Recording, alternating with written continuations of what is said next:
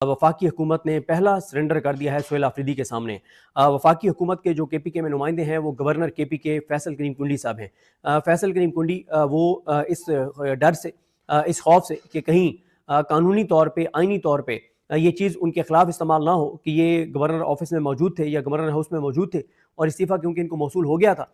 तो इसलिए कोई और रिक्वायरमेंट नहीं है, क्योंकि आइन बड़ा वाज़ेह है कि जब गवर्नर को इस्तीफ़ा मौसूल होगा तो उसी वक्त वो इफेक्टिव हो जाएगा। कोई आइन के अंदर ये दर्ज नहीं है कि 48 घंटे का टाइम होगा, गवर्नर के पास सोच विचार का टाइम होगा, गवर्नर को कानूनी तकाजे पूरे करेगा, कोई आइनी तकाजे पूरे करेगा, ये ऐसा कुछ भी नहीं था। इसलिए गवर्नर जो है वो पेशावर जा नहीं रहे थे। फिर आपने परवेज रशीद साहब की गीदड़ भभकियां सुनी कि नहीं होने देंगे, ये कर देंगे, वो कर देंगे, और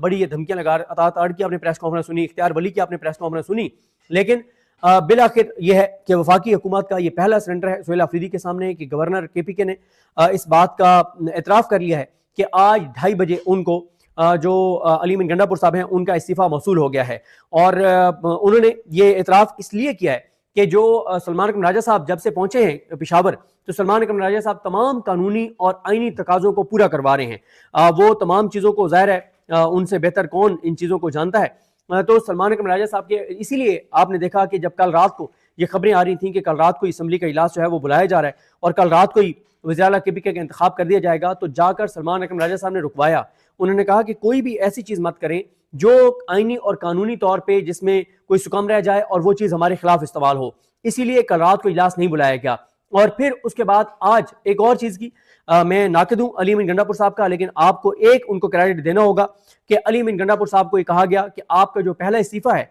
वो टाइप शुदा है और ये बहाना बनाया जा रहा है कि उनको हाथ से लिख के इस्तीफ़ा देना चाहिए था। और दूसरा मसला जो ये सोच रही थी हुकूमत, वफाकी हुकूमत, शहबाज सरकार, कि हम इस मामले को चैलेंज करवा देंगे पेशावर हाई कोर्ट में, कि क्योंकि उन्होंने लिखा है अपने इस्तीफ़े में अली अमीन गंडापुर साहब ने कि मैं अपने कायद इमरान खान के हुक्म पर इस्तीफ़ा दे रहा हूँ, तो ये इस बुनियाद पर अदालत में केस लेकर जा रहे थे कि इमरान खान क्योंकि एक कन्विक्टेड पर्सन है और एक कन्विक्टेड पर्सन एक सूबे के वज़ीर आला को इस तरह से डिक्टेट नहीं कर सकते, और क्योंकि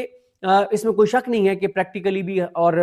हर हवाले से इमरान खान ही PTI के सरबराह भी हैं, बानी चेयरमैन भी हैं, लेकिन आप अगर कागजात की लीगल डॉक्यूमेंट्स की बात करें, कानूनी उसके अंदर बात करें, फ्रेमवर्क के अंदर बात करें, तो उसमें इमरान खान साहब अदालतों के अंदर PTI के कोई उनका आप उस तरह से उसको इस्तेमाल नहीं कर सकते, उनके नाम को, उनके दस्तखतों को, कि वो बानी चेयरमैन है, क्योंकि अदालती फैसले ऐसे मौजूद हैं जिसकी बुनियाद बना के कोई हर्डल्स क्रिएट की जा सकती थी। लिहाजा अली अमीन गंडापुर साहब को जब कहा गया, अली अमीन गंडापुर साहब ने हाथ से लिखा हुआ इस्तीफा भिजवा दिया। उसके ऊपर आज 11 अक्टूबर की